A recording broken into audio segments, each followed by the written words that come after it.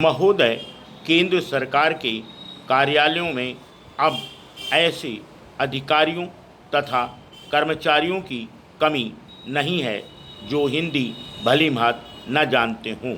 फिर भी वह अभी तक अपना सरकारी कामकाज अंग्रेजी में ही कर रहे हैं।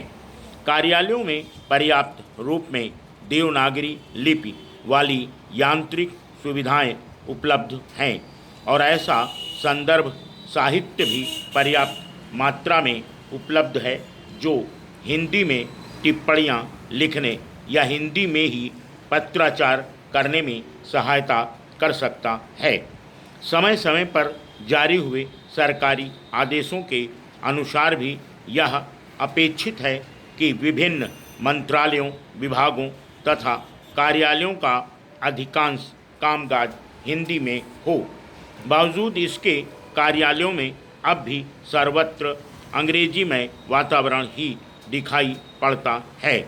जो व्यक्ति हिंदी का कार्यसाधक ज्ञान रखते हैं या हिंदी भाषी हैं, वह भी हिंदी में काम करने का साहस नहीं जुटा पाते। उनके मन में सदा यह डर बना रहता है कि या तो उन्हें हिंदी का इतना ज्ञान नहीं है कि वह उसके आधार पर अपना सरकारी कामकाज कुशलता से हिंदी में कर पाएंगे या फिर हिंदी लिखने में शायद अशुद्धियाँ हो जाएंगी। इसी कारण से संकोचवश वह हिंदी में काम शुरू करने में हिचकिचाते हैं। इसी संकोच को मिटाने के लिए हिंदी कार्यशालाओं की आवश्यकता महसूस हुई और सन 1979 में पहली बार ऐसी कार्यशालाओं का आयोजन करने का निश्चय किया गया। प्रारंभिक वर्षों में ये कार्यशालाएं कुछ ही मंत्रालयों तथा कार्यालयों में आयोजित हो पाईं। आज निश्चित यह है कि हिंदी कार्यशालाएं देश भर में केंद्र सरकार के कार्यालयों में ही नहीं अपितु सभी सरकारी उपक्रमों, निकायों, बैंकों आदि में हो रही है, परंतु इनका स्वरूप सब जगह एक जैसा नहीं है और इनके वांछित परिणाम भी एक समान नहीं दिखाई पड़ रहे हैं।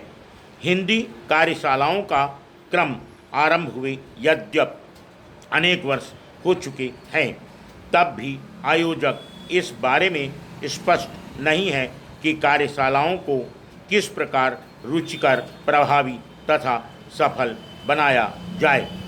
कार्यशाला का क्या स्वरूप हो, इसकी कितनी अवधि हो, किन विषयों पर विशेष ध्यान दिया जाए, उनका संचालन किस रूप में किया जाए आदि आदि।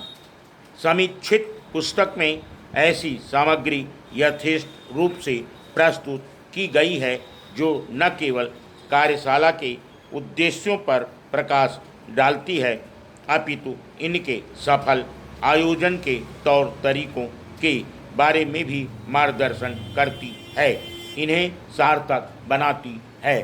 फुल